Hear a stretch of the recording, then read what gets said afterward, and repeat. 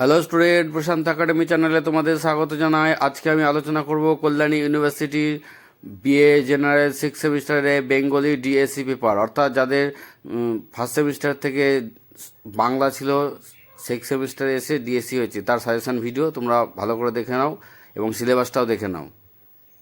সিলেবাসে দেখো 3টি পর্ব আছে, প্রথম পর্ব, দ্বিতীয় পর্ব, তৃতীয় পর্ব। তোমরা অনেকেই সিলেবাস সম্বন্ধে ওয়াকিবহল নাও, তাও একবার সিলেবাসটা দেখে নাও। এই সিলেবাসের ওপর ভিত্তি করে আমি সাজেশন ভিডিওটা তৈরি করেছি, দেখে নাও ভালো করে কী কী আছে। এই সিলেবাসটা ভালো করে স্ক্রিনশট মেরে নাও, এর ওপরই তোমাদের পরীক্ষায় প্রশ্ন আসবে, 5-10 নম্বরের 2 নম্বরের প্রশ্ন।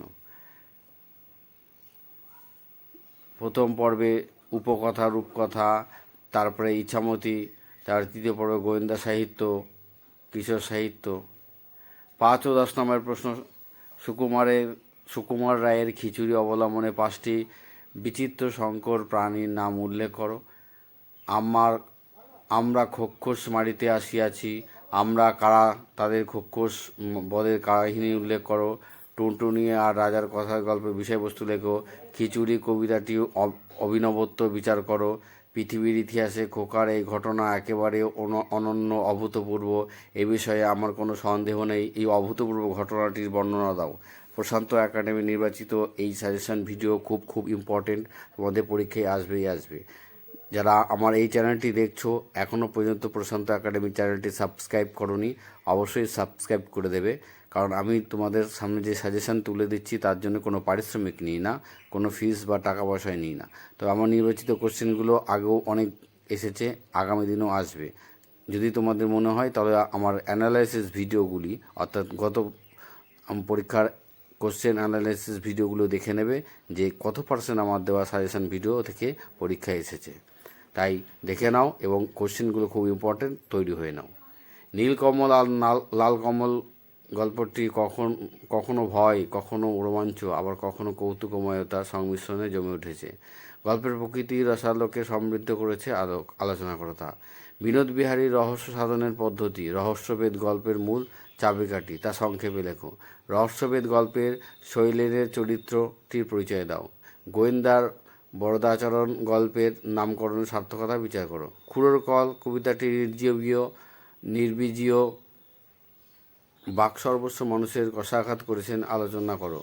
নীলকমল আর লাল কমলের কৌতুকময়তা কতখানি, তা নিজের ভাষায় লেখো।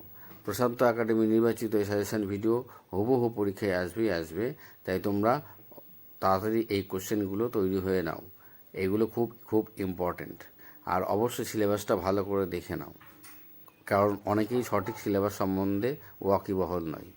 আর যারা দেখছো, নিয়মিত আমার চ্যানেলগুলো দেখো, প্রত্যেকটা সাবজেক্টের আমি ভিডিও এখানে তুলে ধরছি।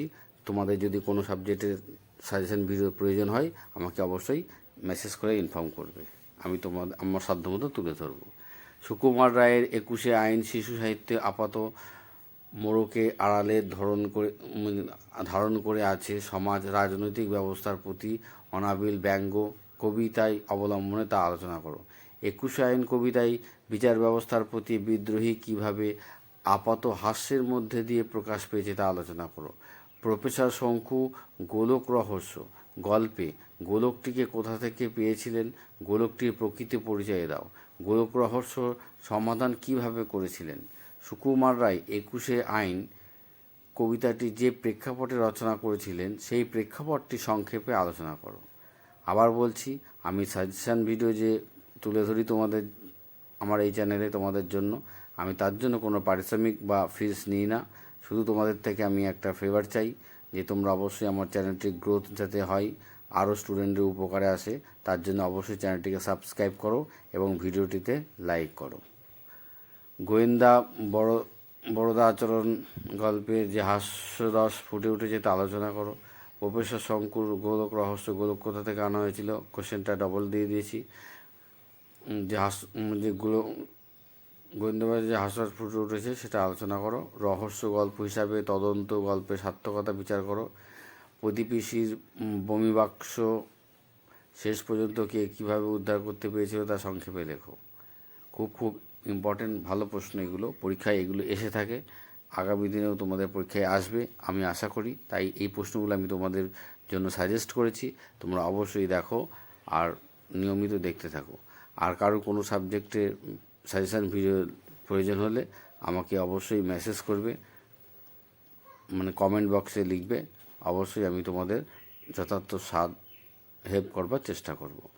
আর এখনও পর্যন্ত প্রশান্ত একাডেমি চ্যানেলটি যারা সাবস্ক্রাইব করনি অবশ্যই সাবস্ক্রাইব করবে, তাহলে আমি পরবর্তী ভিডিওগুলো তুলে ধরতে পারবো। বাপ্পাদিত্যের দেশজয় ও বিবাহ কাহিনী আলোচনা করো। রাজা নাগাদিত্যের মৃত্যুর কাহিনী বর্ণনা করো।